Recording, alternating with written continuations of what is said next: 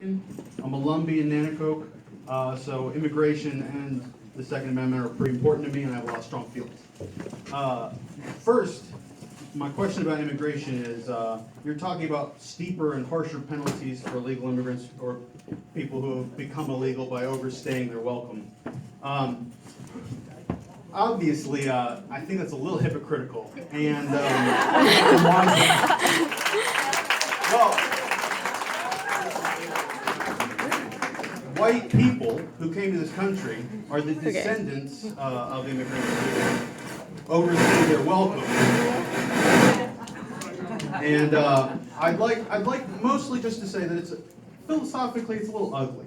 It's not American in my opinion. I don't think it's. I think it's gross. I think it's xenophobic, especially when you factor in this country's history of racially motivated rules and regulations. That's just Indian BS. Tell the truth. You want to live like an Indian? Leave the room and go out in the woods. Please let him speak. My gosh. All right, let's. That's a whole No, let him speak. Sit down and shut up.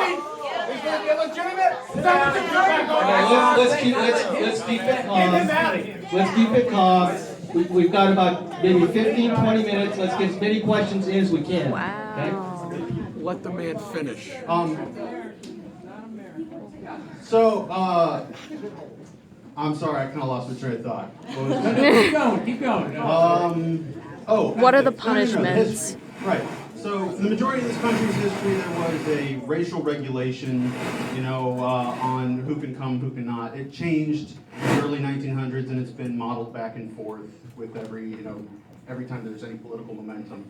And right now, we still have a system, or a lottery, like you're talking about, which is mostly based on quotas, and the quotas are slanted, and they're not very fair. I personally look at the fact that the United States is the best country in the world, the most powerful country in the world, richest country in the world. We're the best, just in general, I'll say. And we're also the most diverse. I think that's a big factor. When you look at racially homogenous countries, like, for example, Sweden, Japan. Japan's the only economically significant racially homogenous country. When you look at other countries that have large economies, you see diverse countries, primarily China. China is a very diverse country, and it's the second largest economy. Everything's like really far down the list, barely tapping out $1 trillion. Like, Sweden's got like half of the state of Maryland's GDP. My point is, I'll wrap it up to get specific to the question. I'm asking, what on earth do you think limiting immigration or something like preventing open borders, which I support basically open borders, regulated, maybe some sort of new means regulating. But what would the value be? What would the actual realistic value of preventing any sort of people that want to come to this country and contribute from coming here and just being themselves and adding to the great American mosaic? Like, what's the value? What's your reason? Well, I don't support open borders. I think a country without borders is not a country. I think you have to have borders.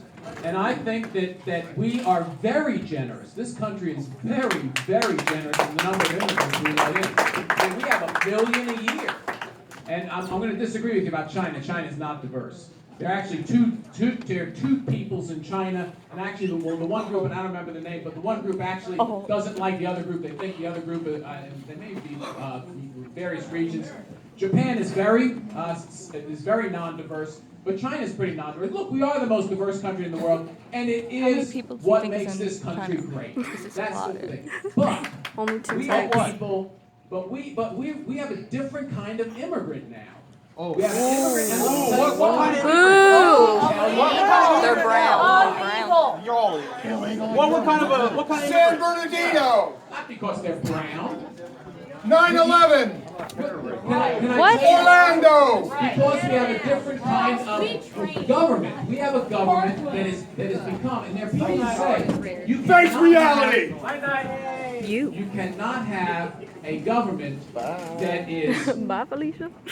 a socialist going to a socialist system, in other words, where you have tremendous amounts of redistribution of wealth, you can't have that in open borders. It fails. Because in the days when my parents came, immigrants had to sign something, and their families had to sign something that said, I will never be on the government, and listen, you're on pathway to citizenship. I will never be on the government dole. I actually have a sponsor who's responsible for me financially. You know, I actually will work. I will pay for what I need.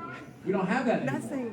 Fact of the matter is, as soon as you get a green card in this country, you're eligible. As soon as you get a green card, you're eligible for every single social program in this country. Now, when you have a green card, you're eligible for every single social program in this country. Green card, not someone without a green card. So permanent residence. Okay. I assume, since you mean open borders, you mean everybody comes here and gets a green card, the pathway to citizenship. We would have to change the rules. And we have to say, look, I have no problem with that. Yeah, change the rules.